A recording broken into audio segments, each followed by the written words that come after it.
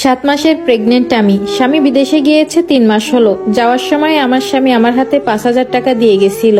আর এই 3 মাসে সে আমার কোনো হাত খরচ দেয়নি। হাই রিস্কের প্রেগনেন্সি আমার। প্রতি মাসে ডাক্তারের চেকআপে থাকতে হয়। ডাক্তার দেখিয়ে ওষুধ আনতে প্রায় আমার 7-8 হাজার টাকা প্রতি মাসে খরচ হয়। তাছাড়া নিজের আরো কিছু পার্সোনাল খরচ থাকে। যতই প্রেগনেন্সির সময় বাড়তেছে আমার এটা সেটা খুবই খেতে মন চায়। জানি না আমার গর্ভে ছেলে সন্তান বা মেয়ে সন্তান কোনটা আছে, কিন্তু মার্কেটে গেলে বা বাজারে গেলে যখনই কিছু নতুন বাচ্চাদের জিনিস দেখি আমার কিনে আনতে মন চায়।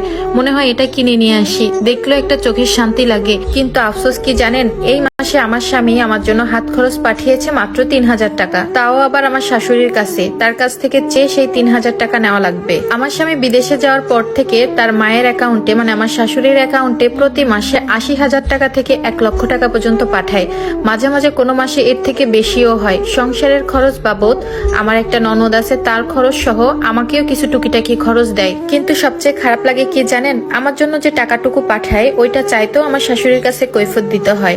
বলে রান্না বান্না খাওয়া দাওয়া তো সবই আমাদের সাথে করো, তাহলে এক্সট্রা ভাবে কেন টাকা লাগবে। এক কথায় আমার শাশুড়ি আর ননদ আমাকে কোনো প্রকার টাকা পয়সা দিতে চায় না। তারপর আমি আমার স্বামীর সাথে কথা বলি। আমাকে বলেছিলাম প্রেগনেন্সি অবস্থায় কিছু টাকা বাড়িয়ে দিতে, কিন্তু সে আমাকে স্পষ্ট ভাবে বলে দেয় আমার পিছনে আর 1 টাকাও খরচ করতে পারবে না। যতটুকু দিচ্ছে এর থেকে যদি বেশি চাই সেটাও আর পাবো না। তাকে আমি বলেছি প্রতি মাসে আমার 7-8 হাজার টাকা লাগে শুধু ওষুধ বাবদ, আর নিজের তো পার্সোনাল খরচ থাকে, এটা যদি না দাও তাহলে আমি কোথায় যাব। সে স্পষ্ট ভাবে বলে যে তুমি তোমার বাবার বাড়ি থেকে নিয়ে আসো।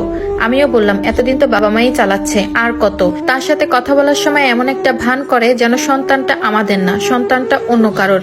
আমার পেছনে টাকা খরচ করা মানেই লস, সে এখন সেটাই বলে। আমার এই অবস্থায় সবচেয়ে বেশি প্রয়োজন আমার স্বামীকে। মাঝে মাঝে ঘুমের ভিতরে কেঁপে কেঁপে উঠেই দেখি আমার স্বামী নাই। তখন যে কতটা কষ্ট লাগে সেটা আর বলে বোঝানোর মতো না। সকালে একবার, রাতে একবার শুধুমাত্র তার সাথে কথা হয়। এর মাঝেও যদি তার সাথে আমার কথা বলতে মন চাই, আমি যদি এক্সট্রা ভাবে ফোন দিই সে আমাকে ব্লক করে রাখে। যদি কোনোদিন টাকা পয়সার কথা বলি, সে এমনও হয়েছে আমাকে একটানা 1 সপ্তাহ ব্লক করে রেখেছে। মাঝে মাঝে 10 দিনও পার হয়ে যায়, তাও ব্লক খুলে না। বিয়ের পরে 1.5 বছর পর্যন্ত আমার স্বামী আমার কাছে ছিল।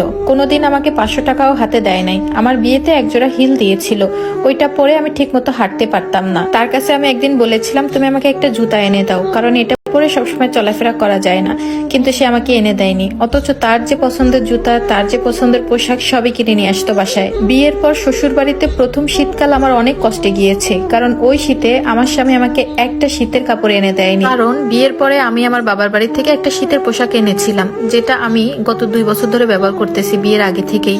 ওইটা দেখার পর আমার শাশুড়ি বলে যে তোমার আর শীতের পোশাক লাগবে কেন, এটা দিয়েই তুমি চালিয়ে নিতে পারবা। কথাটা আপনাদের কাছে হাসির মনে হতে পারে, কিন্তু আসলে আপু আমার কাছে যে কতটা কষ্ট লেগেছে সেটা মাত্র আমিই জানি।